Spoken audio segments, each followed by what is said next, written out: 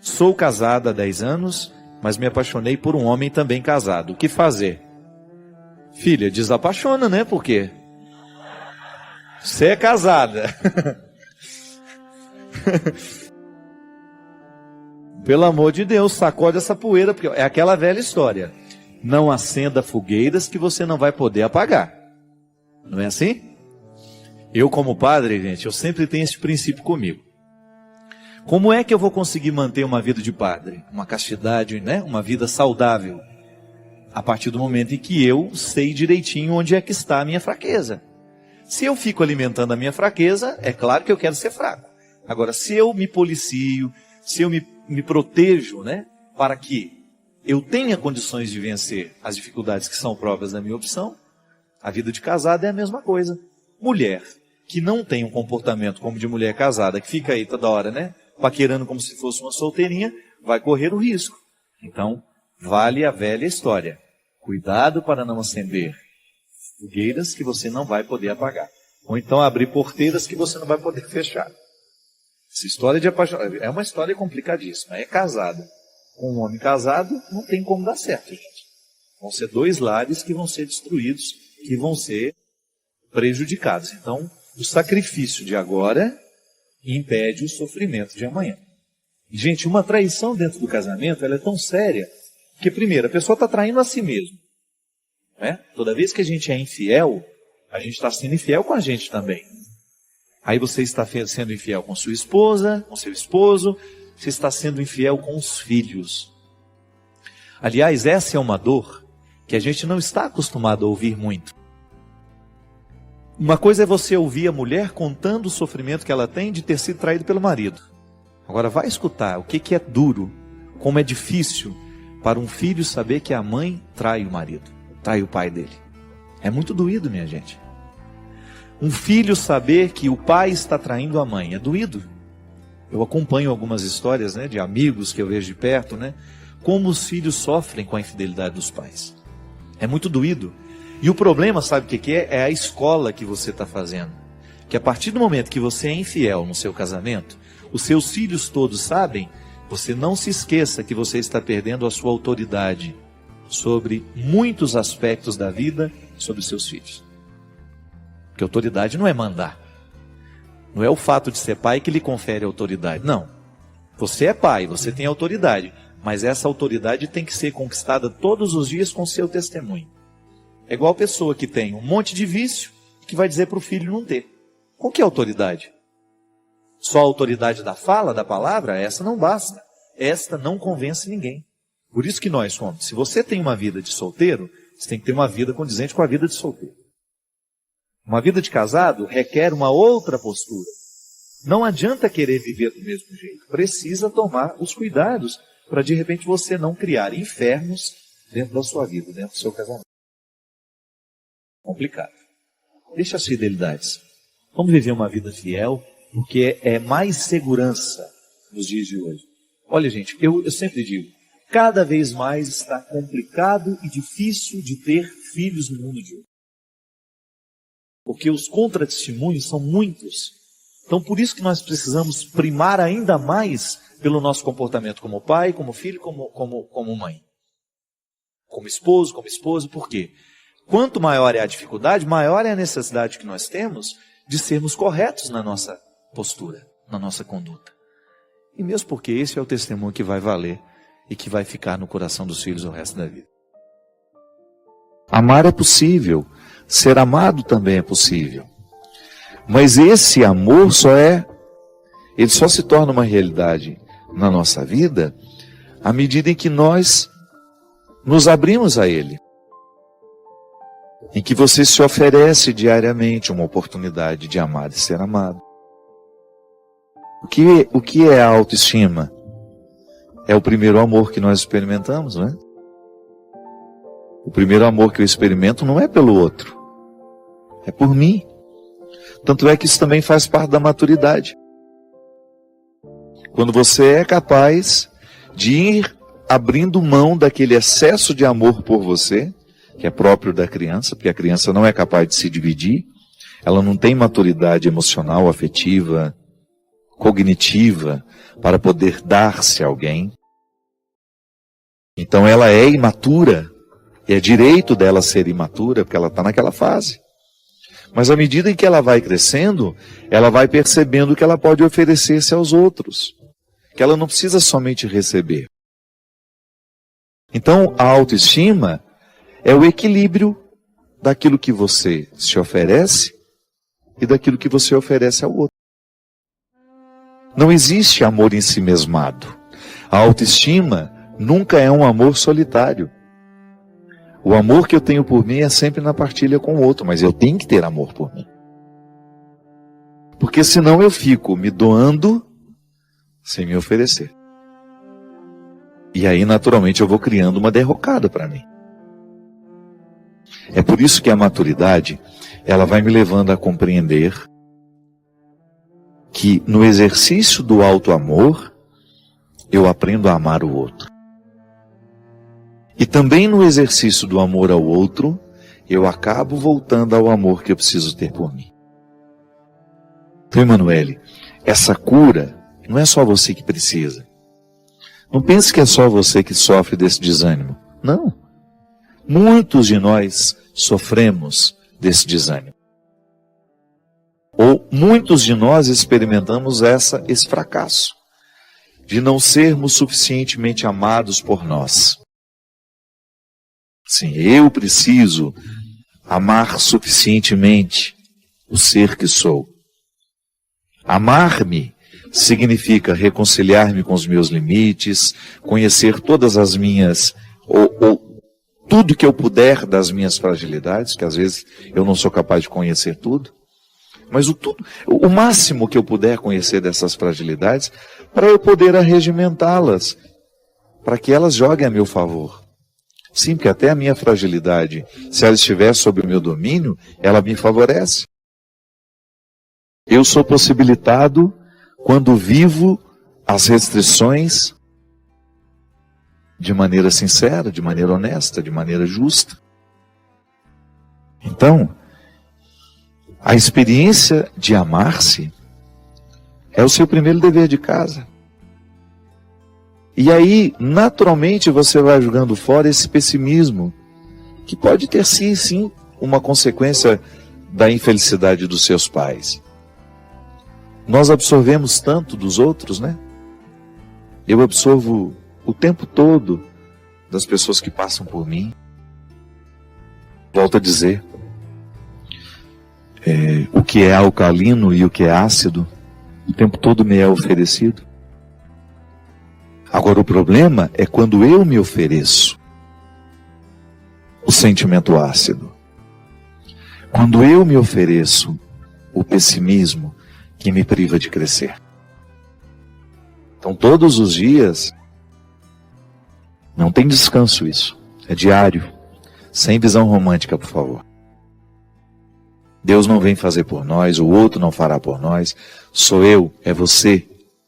Somos nós que temos de fazer diariamente esse exercício de escolher o alcalino, o sentimento que nos purifica, que mantém a nossa saúde e que vai nos dando condições de ir adiante, de vencer os obstáculos, que é assim que vale a pena a vida. Ela é difícil para todos nós. Eu experimento uma fase difícil e estou aprendendo com ela. Quero aprender com ela. Porque senão essa fase, ela só vai me machucar. E não é justo. Não é justo que uma fase apenas me machuque. Me machucar. E não é justo que uma fase apenas me machuque. Crescer com a dificuldade. Estamos todos no mesmo barco, viu? Não se sinta sozinha nessa história. Eu tenho certeza que muitos que nos assistem agora vivem o mesmo conflito que você. Sim, gente que precisa se amar, se oferecer mais, para que tenha condições de oferecer aos outros. Cultivo, sabe? Amar é isso. É você se oferecer um cultivo melhor. É você se permitir a experiência da beleza através de um livro, através de um bom filme, através de uma boa conversa. Porque às vezes a gente pensa, eu preciso me amar, já acho que preciso ir lá no salão, pintar o cabelo, comprar roupa. Não, não é isso. Não. Também pode ser, sem problema. Mas o exercício do alto amor, ele passa sobretudo por aquilo que nós nos oferecemos intelectualmente. E quando eu falo intelectualmente, pense também na dimensão sentimental, porque a gente não pensa o intelecto desconectado das emoções.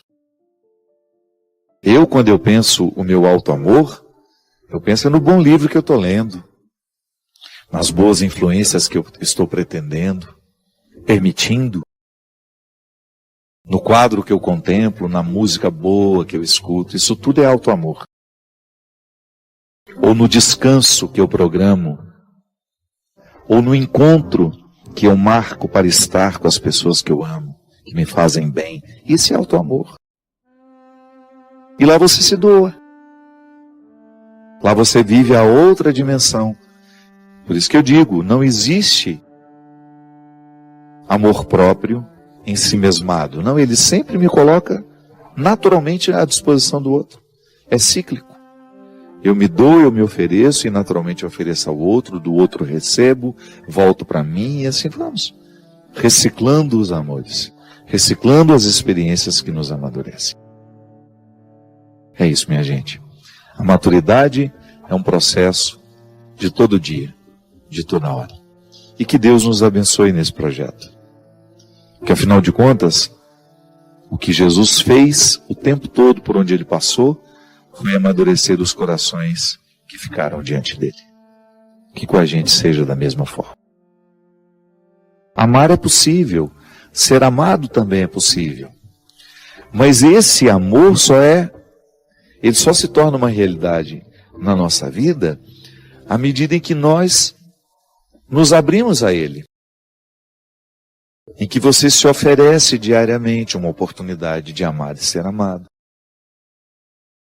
O que é a autoestima? É o primeiro amor que nós experimentamos, não é? O primeiro amor que eu experimento não é pelo outro, é por mim. Tanto é que isso também faz parte da maturidade. Quando você é capaz de ir abrindo mão daquele excesso de amor por você, que é próprio da criança, porque a criança não é capaz de se dividir, ela não tem maturidade emocional, afetiva, cognitiva, para poder dar-se a alguém. Então ela é imatura, e é direito dela ser imatura, porque ela está naquela fase. Mas à medida em que ela vai crescendo, ela vai percebendo que ela pode oferecer-se aos outros, que ela não precisa somente receber. Então a autoestima é o equilíbrio daquilo que você se oferece e daquilo que você oferece ao outro. Não existe amor em si mesmado. A autoestima nunca é um amor solitário. O amor que eu tenho por mim é sempre na partilha com o outro, mas eu tenho que ter amor por mim. Porque senão eu fico me doando sem me oferecer. E aí naturalmente eu vou criando uma derrocada para mim. É por isso que a maturidade, ela vai me levando a compreender que no exercício do alto amor, eu aprendo a amar o outro. E também no exercício do amor ao outro, eu acabo voltando ao amor que eu preciso ter por mim. Então, Emanuele, essa cura não é só você que precisa. Não pense que é só você que sofre desse desânimo. Não. Muitos de nós sofremos desse desânimo. Ou muitos de nós experimentamos esse fracasso de não sermos suficientemente amados por nós. Sim, eu preciso amar suficientemente o ser que sou. Amar-me significa reconciliar-me com os meus limites, conhecer todas as minhas, ou tudo que eu puder das minhas fragilidades, que às vezes eu não sou capaz de conhecer tudo. Mas o máximo que eu puder conhecer dessas fragilidades, para eu poder arregimentá-las, para que elas joguem a meu favor. Sim, porque até a minha fragilidade, se ela estiver sob o meu domínio, ela me favorece. Eu sou possibilitado quando vivo as restrições de maneira sincera, de maneira honesta, de maneira justa.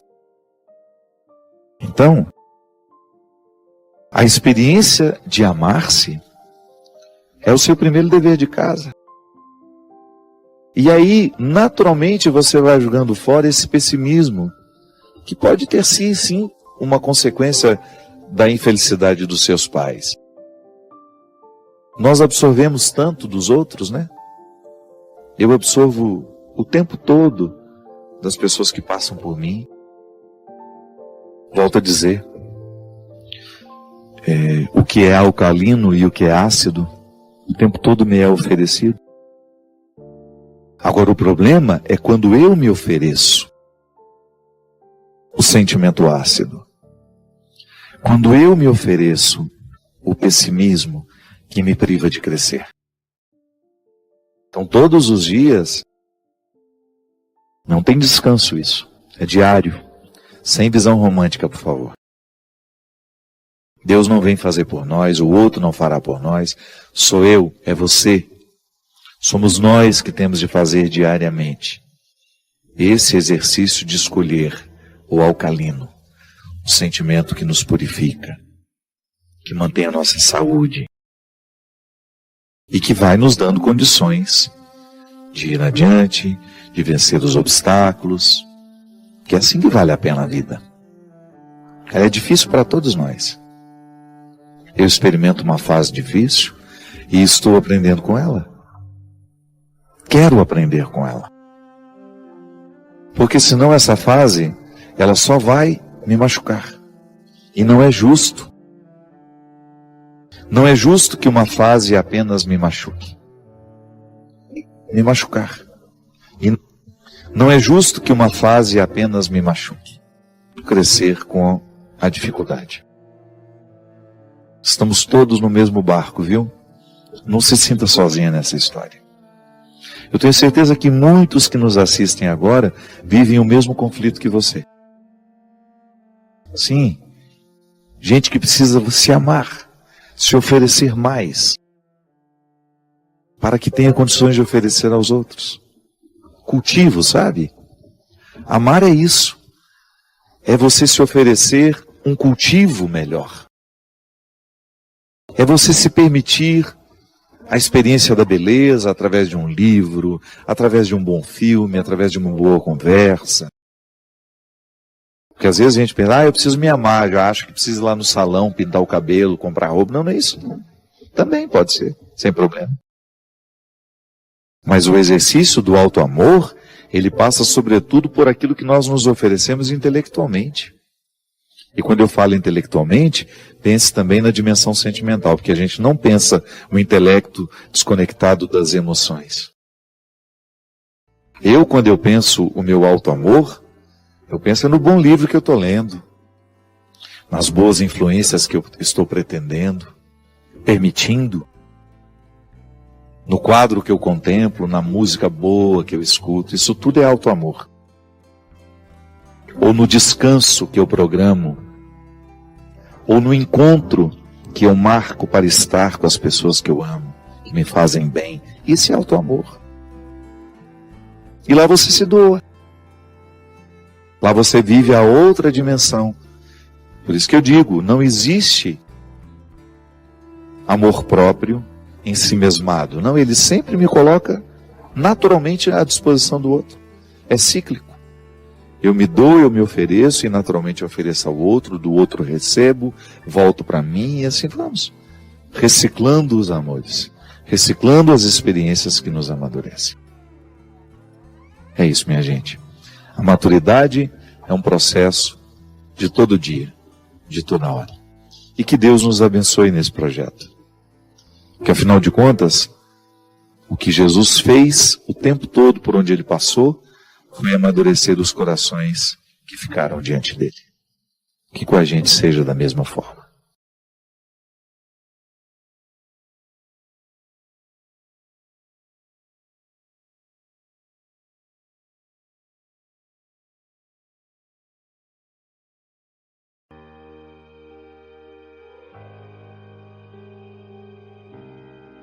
Às vezes nós fazemos isso mesmo. Por dentro somos aquele amontoado de podridão e por fora um sepulcro bonitinho, pedra polida, florido. A gente sabe que isso não é isso, que a gente não pode em nenhum momento, se a gente quiser de fato ser um religioso, com todas as forças dessa palavra, de estar religado a Deus e ao mundo naturalmente, e às pessoas que nos... Se a gente quiser ser de fato um religioso sem a força das hipocrisias agindo sobre nós, ou então minimizando o poder dessas hipocrisias em nós, nós teremos de viver o enfrentamento de todos os sepulcros que nos habitam. Padre Fábio, meu nome é Ana Merica, moro cá no Brasil há 1 ano e sou de nacionalidade angolana. Padre, eu fui testemunha de Jeová desde pequena, até os meus 19 anos, mas passei a assistir missas católicas aqui e comecei a questionar alguns ensinamentos da minha religião. Eu aprendi que não podemos doar sangue, mas agora penso, se Jesus morreu para nos salvar, derramou seu sangue pela humanidade, por que eu não posso dar meu sangue para ajudar alguém? Se um dos mandamentos de Deus é amar o próximo como a mim mesma, por que não fazer um gesto de amor doando sangue? Eu não concordo com isso, por isso me converti. E percebi que a religião católica não é aquela religião falsa, como algumas pessoas sempre me diziam. Eu sinto-me bem nesta igreja, gosto das missas e em breve serei batizada, já no próximo mês. Mas estou a ser muito criticada pela minha conversão. Eu cá moro com meu pai, minha madrasta e irmã, minha mãe, lá em Angola, é testemunha de Jeová, mas ainda não contei-lhe que me converti, pois quero fazer isso pessoalmente. E o que me deixa triste mesmo são as críticas severas que recebo por me tornar católica. Às vezes me sinto mal, temo que isto abale a minha fé. Por favor, me ajude. Como posso lidar com essa situação? Ana Merica. Ana,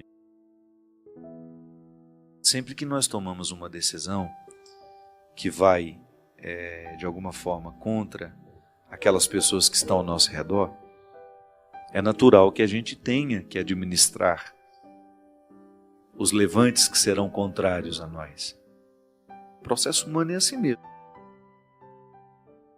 Se eu me decido por fazer alguma coisa que é diferente do comum lá da minha casa, é claro que eu terei apoio e terei resistências. O mais importante é você ficar em paz com a sua consciência, né? Que é isso que importa. Nada pode ser mais precioso do que a gente ficar em paz com a consciência, com a escolha que fez. Então, se você descobriu, sobretudo a partir desse elemento humano, que eu também considero muito interessante, a gente poder ajudar alguém que precisa de nós. A gente sabe que hoje são tantas as situações de necessidades, né, de sangue, de pessoas que precisam de doações, de doadores para continuarem vivas. Inclusive, outro dia eu estive também, eu vou me lembrar até o final qual foi a cidade que eu passei em muitas esse mês. Teve uma cidade que nós tínhamos a necessidade de intensificar a campanha pela doação de medula. A medula óssea é podemos dizer assim, quando você tem, me parece que são uma infinidade de medulas para você conseguir, né, uma que seja compatível com aquela necessidade. Uma infinidade de doadores, de pessoas que se dispõem, e na verdade ela não doa naquela hora, né? Ela vai lá, ela deixa o nome, faz o registro e faz uma coleta para saber que tipo poderia ser compatível com aquele doador. Então nós temos uma lista de espera de pessoas necessitadas para curarem doenças graves. É um gesto de muita humanidade. A pessoa vai lá, faz o seu registro, e se um dia aparece alguém que seja compatível com ela, naquela extensa lista de pessoas necessitadas, você será acionada pelo telefone, você vai lá, me parece que é um procedimento extremamente simples, né? Que não tem não vai comprometer a sua saúde, você faz a doação e aquela pessoa recebe a chance de viver novamente, de ter saúde. Então a sua reflexão, minha filha, se ela é válida para você nesse momento, não abra mão dela. Sobretudo se Deus lhe tocou por esse aspecto da solidariedade, você estar ao lado de uma pessoa que talvez você até desconheça, de poder realizar esse gesto humanitário. Sempre que nós decidimos por mudar alguma coisa na nossa vida, é natural que a gente tenha de enfrentar as consequências da mudança. A gente só precisa estar fortalecido, e isso a gente consegue espiritualmente, mediante a oração, a meditação, a leitura da palavra. A gente vai fortalecendo o espírito e ele mesmo nos conduz, Ana. Às vezes nós temos uma ansiedade de fazer aquilo que Deus vai fazer. É claro que eu preciso estar atento para poder identificar o que eu preciso fazer nessa parte. Mas não se preocupe, o amparo espiritual quem nos dá é Deus. Basta a gente se dispor à sua ação. Padre Fábio, eu estou precisando muito de umas palavras de ajuda, pois eu estou precisando me animar. Estou num relacionamento que não vejo futuro nenhum, mas ao mesmo tempo eu não consigo me libertar disso. Preciso muito de umas palavras que me joguem para frente, que me façam reconhecer o valor que tenho. Estou tentando me afastar deste relacionamento, mas está muito difícil. Desculpa, mas se puder me falar algo que possa me ajudar, ficarei muito grato. Pessoas não se identificam. Bem, primeiro que a gente tem que andar para frente mesmo, né? Tudo tem que nos jogar para frente, muito embora às vezes um passo atrás para nos ajudar a pensar que caminho nós estamos tomando também é saudável. A gente dá uma paradinha, olhar para os lados, dar um passo para trás, olhar o contexto das nossas escolhas, isso é muito importante. Agora a gente tem de andar o tempo todo na conquista daquilo que de fato interessa. Hoje nós começamos o programa falando da necessidade que a gente tem, por uma responsabilidade pessoal, de não abrir mão de ser quem a gente é. Eu até brincava, né, que à medida que nós vamos educando as crianças, elas vão deixando de ser sinceras. Falseamento não pode ser confundido com essa capacidade social que você tem de ser simpático com o outro e de não dizer aquilo que vai ser agressivo a ele. Então, ser educado é você privar o outro de ouvir algo que possa ser desagradável aos ouvidos dele. Então, você considerar com sabedoria. Mas o falseamento é diferente. O falseamento é quando você finge uma satisfação quando de fato ela não existe. Então, muitas vezes, nós assumimos o falseamento como uma postura de... Não é o outro que vai quebrar essa falsidade em nós. É claro que alguém pode até nos estimular a deixar a falsidade de lado. Mas é a gente que precisa diariamente fazer essa pergunta.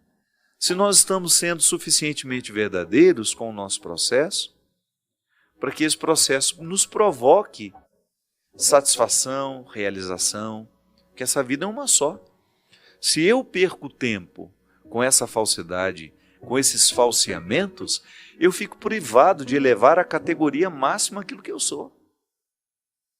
E é interessante, né, que às vezes a gente passa boa parte da nossa vida vivendo só a metade do que a gente poderia. Por quê? Porque a gente perde muito tempo com falsidade, os falseamentos.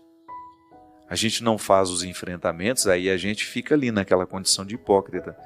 Porque nem é uma hipocrisia em relação ao outro, que também existe. Eu posso ser hipócrita em relação ao outro, mas eu também posso ser hipócrita numa relação comigo. Quando eu minto, por exemplo, para mim mesmo, nós falamos ali agora mesmo na reflexão da palavra, Muitas vezes eu, numa tentativa de me justificar, eu fico enfrentando falsos conflitos que não correspondem à minha realidade. E isso, minha gente, é como ser um doente que se recusa a viver o tratamento.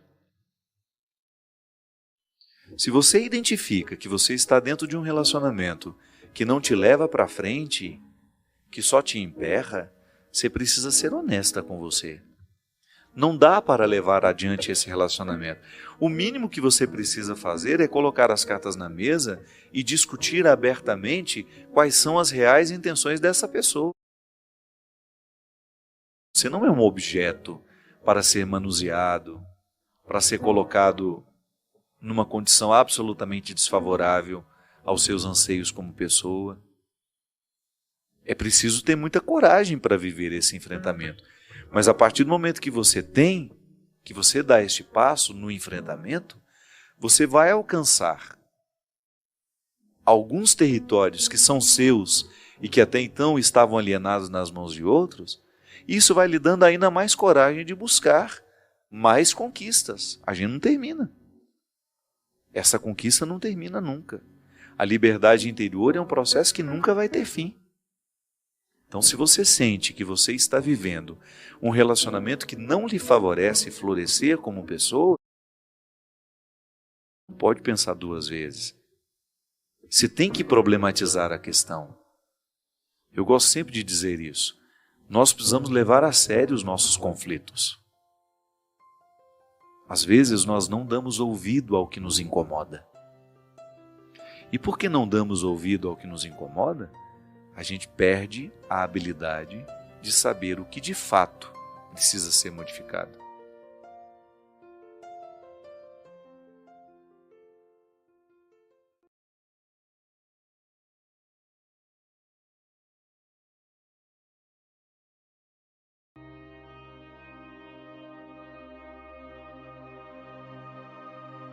Vai pelo mundo, vai transformando as estruturas por onde você passar.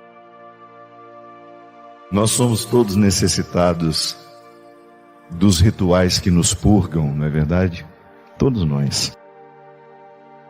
Em algum momento da vida a gente precisa encontrar um lugar onde a gente possa aliviar o que nos pesa, o que nos amedronta. A religião nos oferece isso.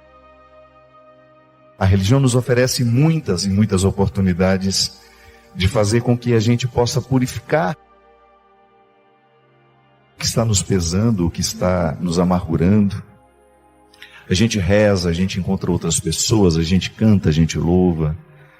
Mas nós precisamos de outros rituais além dos religiosos. Aliás, existem pessoas que não conseguem nem viver dentro das religiões o processo da purificação, tem mais facilidade de viver em outras situações. Quando nós estamos à mesa, por exemplo, eu sempre digo, muito mais do que matar a fome do corpo, o que nós precisamos é matar a fome que nós temos uns dos outros.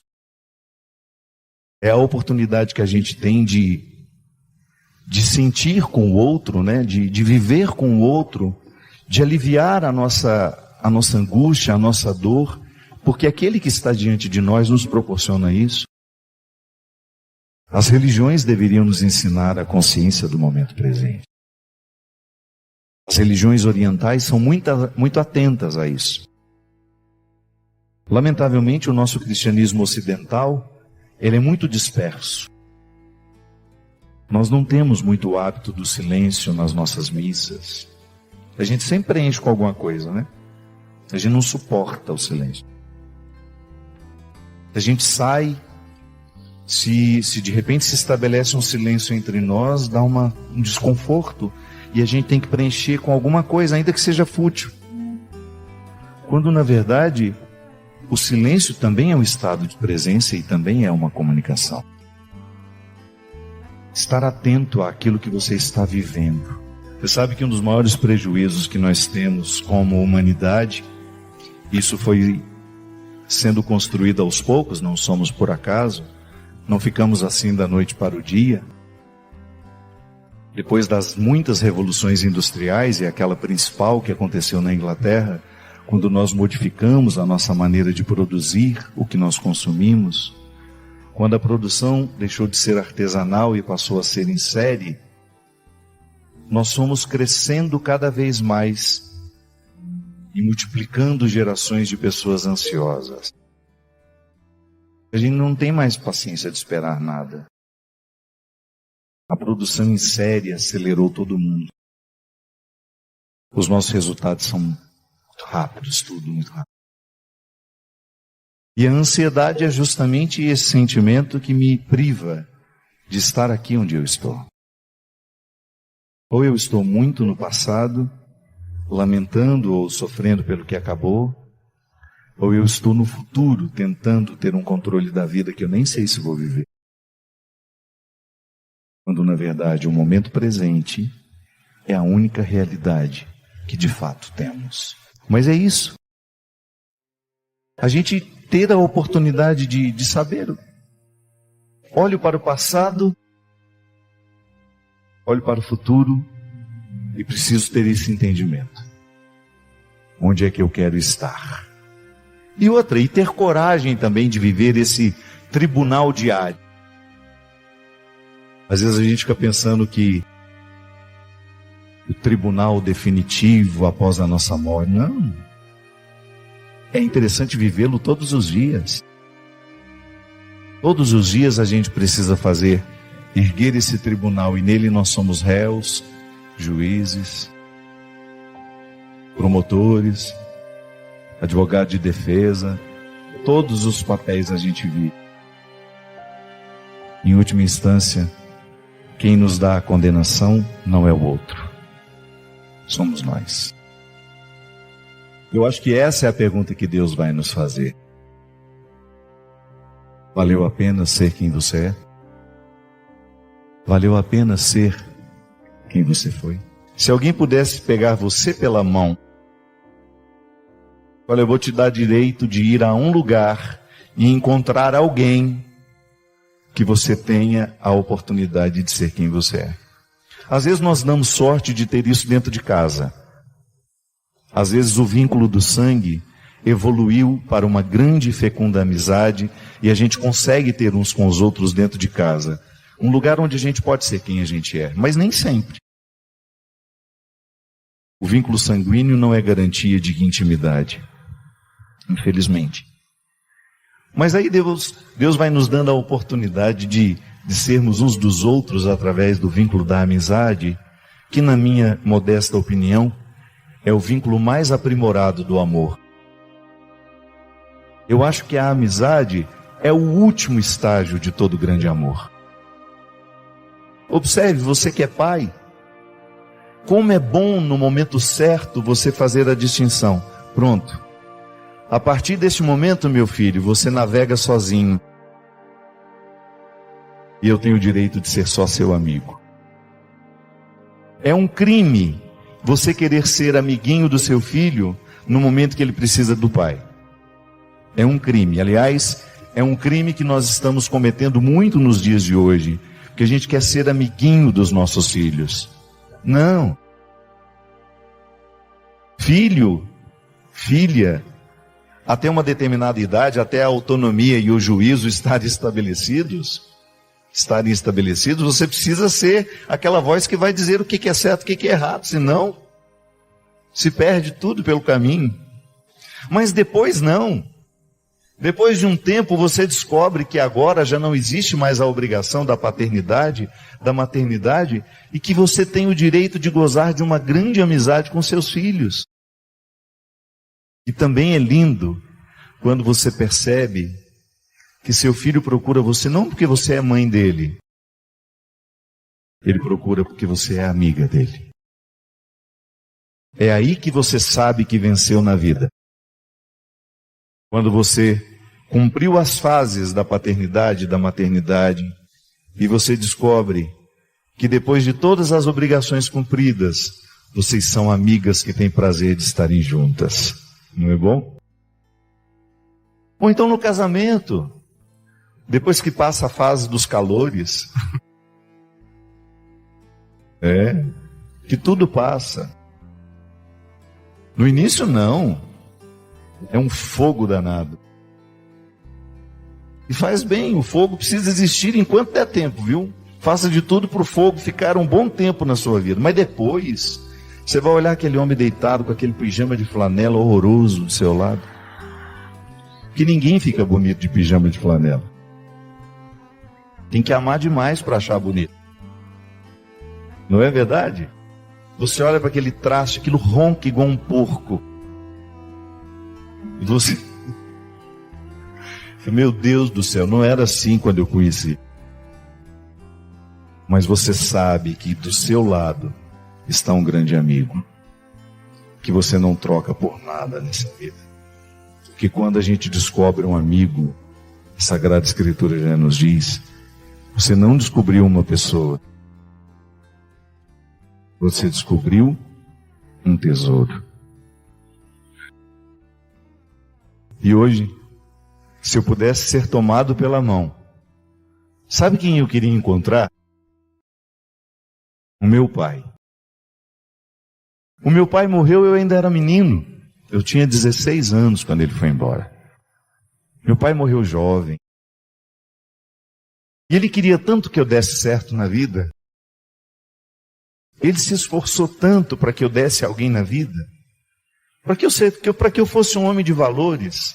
Não um homem rico, não um homem poderoso, não. E meu pai sempre olhava e queria de mim que eu fosse um homem bom. Só isso. Eu não sei se já sou. Ah, mas como eu gostaria de que alguém segurasse na minha mão e me levasse para encontrar-me com ele. Depois de tanto tempo, eu ter a oportunidade de olhar nos olhos daquele homem e agradecer.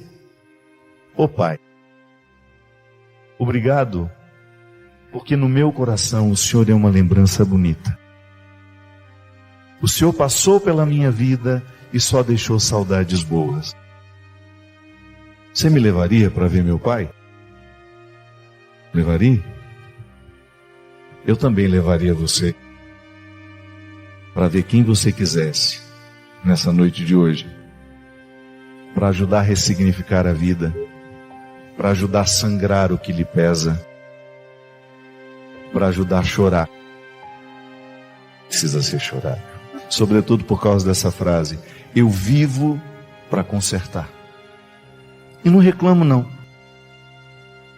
porque eu compreendo a minha oportunidade de ser e estar no mundo sempre como uma oportunidade de reparação. Se os outros odeiam, eu não quero ser mais um que odeia. Se o ódio tem sido uma linguagem tão fácil, eu não quero me utilizar dela. Se o mundo tem sido injusto, eu faço de tudo para não ser. Porque eu acredito que o Evangelho, ele se transforma numa realidade em nós, à medida em que essas células vão crescendo. Porque à medida em que nós nos transformamos em um agente que transforma, que não se conforma às estruturas que estão aí, pecaminosas, muitas vezes diabólicas, quando nós não nos conformamos a elas, nós nos transformamos em agentes que vão multiplicando as mudanças, assim como Jesus fez. Jesus foi passando pelo mundo e foi conquistando alguns corações, e não foram muitos. Às vezes eu fico pensando em tudo isso que o cristianismo se tornou, na grandiosidade que o cristianismo se tornou no mundo, e eu fico pensando que o Calvário só tinham 3 pessoas. Não começamos grandes, não. Começamos proibidos, começamos traindo, começamos não sendo fiel, começamos não ficando até o fim. Portanto, hoje, na oportunidade de ser quem somos, nós voltamos no tempo, somos olhados por Jesus e recebemos dele essa boa e feliz oportunidade de transformar as estruturas que estiverem diante de nós. Esse mundo pode ser muito melhor no dia que eu e você decidirmos sermos. Decidirmos que seremos melhores. Eu tive um momento muito difícil na minha vida, há uns 4 anos.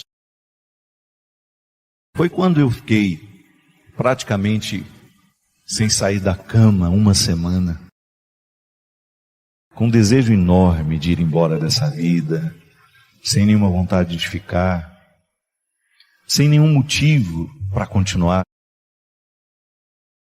Acumulei 2 doenças muito difíceis no mesmo momento: síndrome do pânico e depressão. Não me sinto curado não, confesso. Estou aqui administrando. É uma luta diária. Graças a Deus, tomo só um comprimidinho de noite só. Não tenho mais as medicações pesadas que eu tomava antes. Hoje procuro fazer de tudo para que a minha vida seja saudável, para eu viver bem. Me envolvo com os problemas até no limite que eu acho que é justo para mim. Mas naquele momento, eu retirei uma lição para a minha vida toda. É muito difícil, é muito triste viver aquilo. E a primeira tentação que a gente tem é de pensar que o outro pode nos retirar daquilo. É impressionante como nós achamos que os outros podem fazer por nós aquilo que só nós podemos fazer. Foi difícil entender. Foi muito difícil perceber que eu teria que passar aquilo. E por mais que as pessoas estivessem do meu lado, segurando as minhas mãos, sozinho eu teria de atravessar aquele mar. É como morrer, minha gente.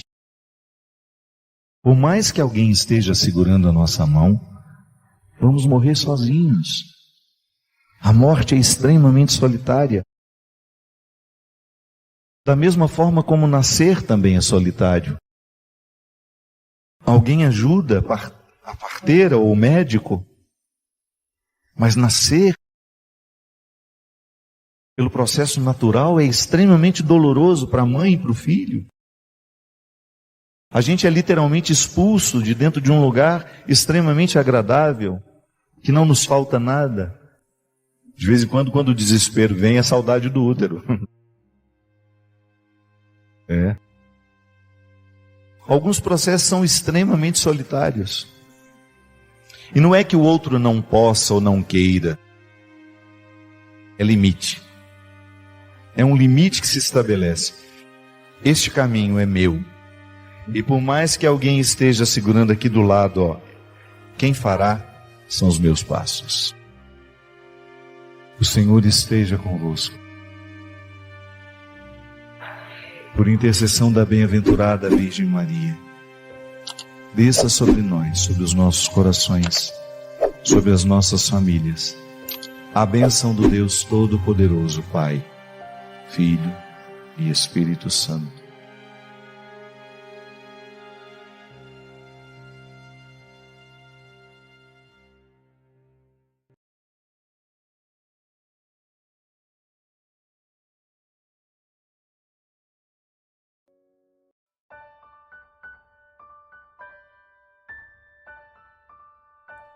Padre Fábio, tenho 50 anos e depois que descobri o seu programa através de uma amiga, nunca mais deixei de assistir.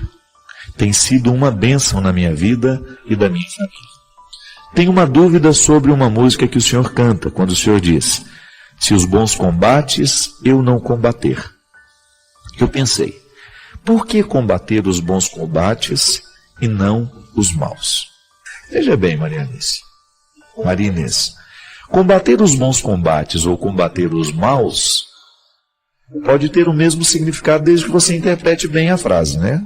Quando eu vou para combater os bons combates, significa que eu vou lutar para que prevaleça tudo aquilo que é bom.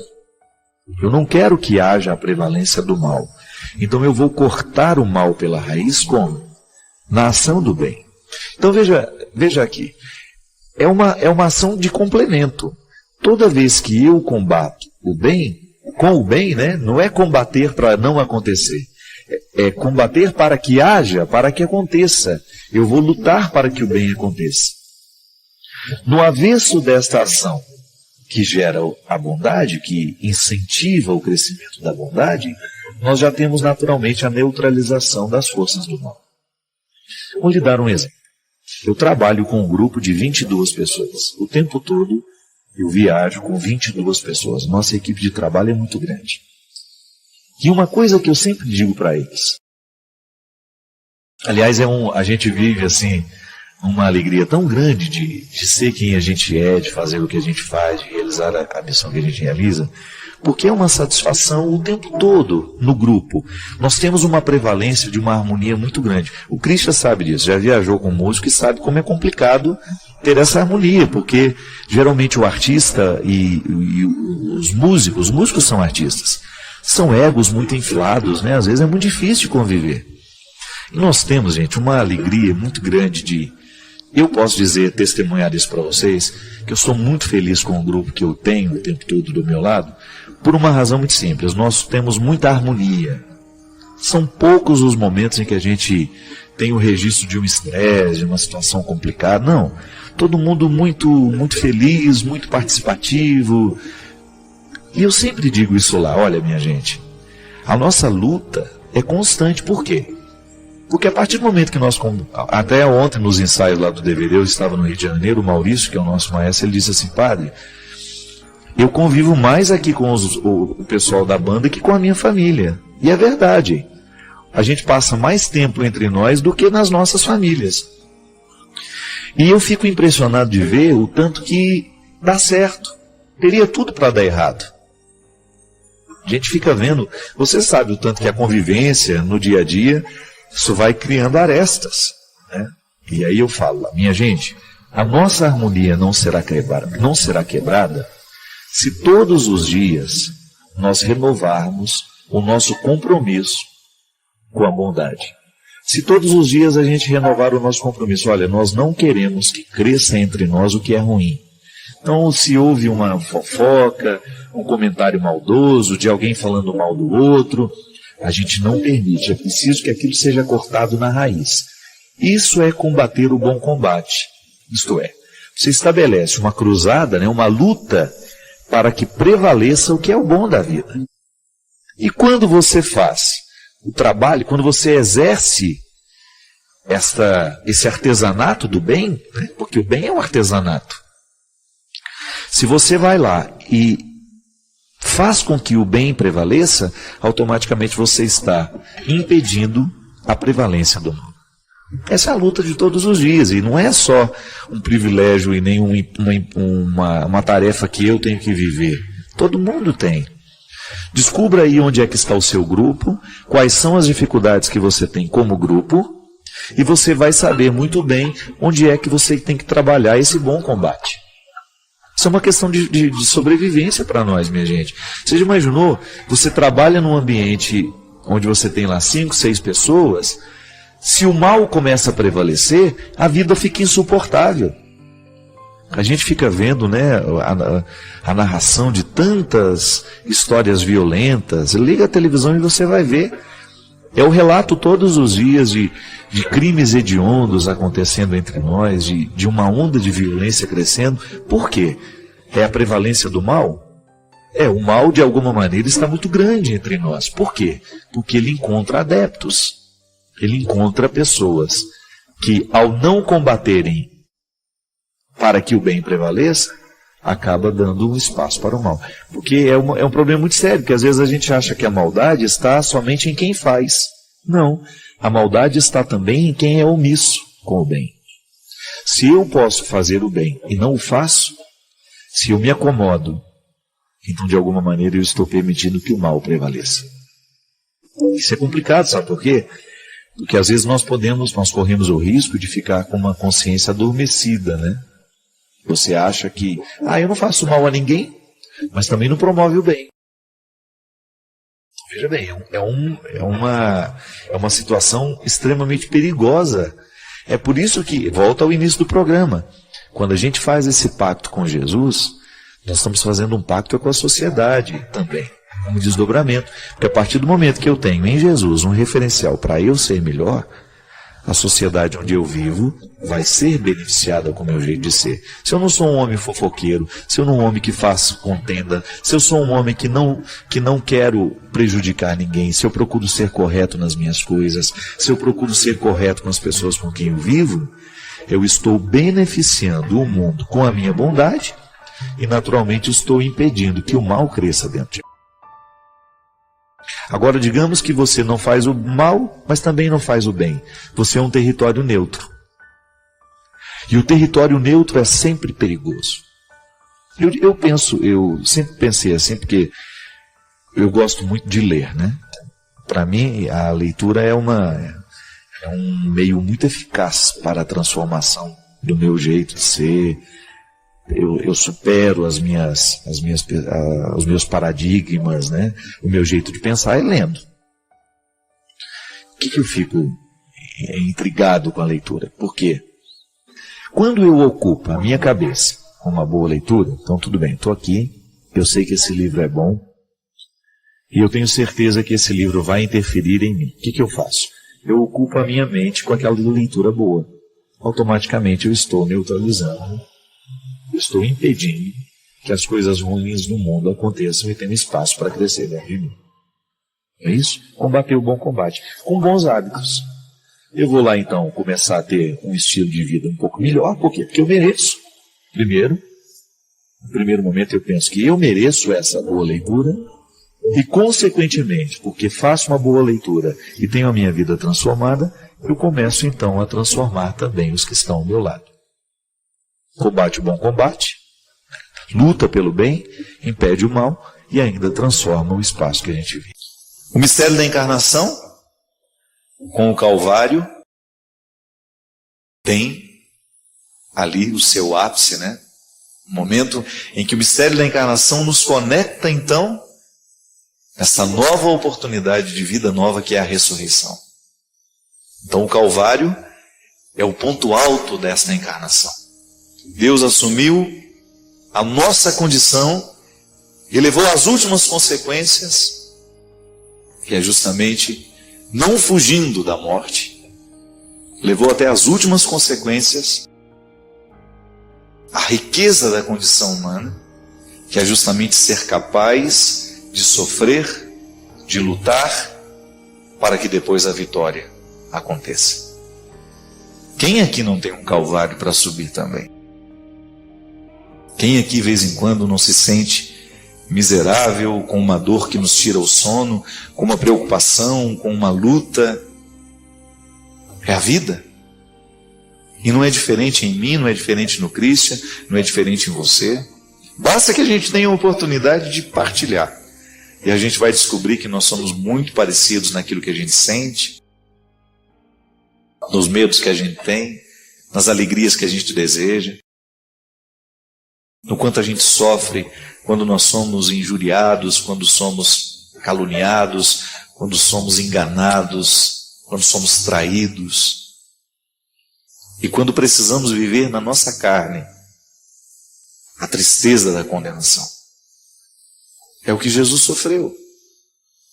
Mas tudo isso e a gente pode extrair um significado de tudo isso, descobrindo que toda vitória é possível, mesmo quando nós estejamos aparentemente fracassados. Mesmo quando nós temos aquela sensação de derrota. Não. A vitória de Deus é preparada em todo o coração, que mesmo aparentemente derrotado, não desiste de lutar. Essa é a grande diferença, minha gente. É isso que diferencia um ser humano de todos os outros. Como é importante na nossa vida a gente ter diante de nós qual é a luta que nós precisamos vencer. E eu sempre chego à conclusão que a luta mais difícil de ser vencida é a que eu estabeleço todos os dias comigo mesmo. Porque se tem alguém que nessa vida pode me derrotar, sou eu. Essa consciência fui adquirindo com o tempo e não me desprendo dela. Eu sei que para Deus me fazer um vencedor, eu tenho que lutar o tempo todo para que eu não venha me derrotar. Falávamos sobre isso aqui na semana passada. Como nós nos boicotamos. E não custa repetir um pouco. Porque nessa semana da vitória, nós sabemos que todos os passos de Jesus na subida do seu Calvário representam as nossas subidas também. Mas a gente corre o risco de ficar caído ali, nas primeiras estações, e não chegar à vitória da ressurreição, se a gente não tomar uma postura que nos favoreça. E que favoreça essa ação de Deus na nossa vida. Que é justamente a oportunidade diária de você jogar fora os lixos que o outro deixou em você, de você fazer a sua reciclagem, de você reestabelecer o seu compromisso com a vida, de você renovar o seu desejo de ser você, de fazer o que você faz, de amar quem você ama, de desejar o que você deseja. O vitorioso precisa passar pela derrota, é inevitável. Se eu não preciso visitar diariamente os meus sentimentos mais mesquinhos, eu não terei condições de chegar aos sentimentos mais nobres. Se eu não visito os meus fracassos diariamente, eu não saberei receber a vitória que também posso. Ainda hoje vivi um momento tão iluminado hoje à tarde, tomando uma decisão na minha vida ali, naquele momento. Pedi a Deus, meu Senhor, me dê aqui um sinal da sua proteção e de que estou fazendo a coisa certa.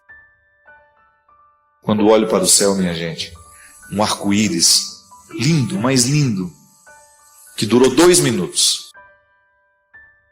Eu vi naquele sinal da natureza, como que Deus dizendo para mim, vai lá, meu filho, faz o que você precisa fazer, que eu estou do seu lado, como sempre estive. Não vou permitir que você dê um passo em falso. Porque eu vou te falar uma coisa, esse padre aqui é pecador, é miserável. Você tem uma coisa que ele tem, é a certeza da proteção de Deus. Tenho muitas misérias, mas são muitas. Visito todos os dias essas misérias, nem tanto com atitudes, mas no reconhecimento da miséria que mora dentro de mim. E graças a Ele, eu faço o meu esforço diariamente de não permitir que essas misérias venham prevalecer. Porque o projeto dele para mim é muito maior. O projeto dele para você é muito maior. E fazer a experiência dessa vitória é passar por aquilo que você é. É inevitável. Se você não estiver disposto a lidar com você, desista, você não saberá lidar com Jesus. Querer essa vitória significa também fazer a minha luta diária para que eu tenha condições de atualizar essa vitória de Deus na minha vida. Mas aconteceram tantas coisas desagradáveis, estamos acima disso. Eu já disse isso aqui várias vezes. Eu prefiro ser roubado a ser aquele que rouba. Eu prefiro ser enganado a ser aquele que engana. Eu prefiro ser o crucificado a ser aquele que crucifica. Então você tem problemas psicológicos, você é doente. Então, porque eu optei por fazer uma experiência de ser como Jesus. Mesmo miserável. Eu quero o tempo todo mirar a minha vida, pautar a minha vida, as minhas escolhas nas escolhas dele. É assim que a gente vai, né? Eu do meu jeito, você do seu, mas juntos. Juntos. Pode deixar o seu pedido de aconselhamento, mas também o seu pedido de oração. Que Deus abençoe muito você, que Deus lhe dê muita sabedoria para você também lidar com as suas perdas. Que o tempo todo a gente está perdendo. O tempo todo nós passamos pela experiência de perder. É inevitável. A vida é assim. Mas ao mesmo tempo, nós queremos aprender com aquilo que a gente perde.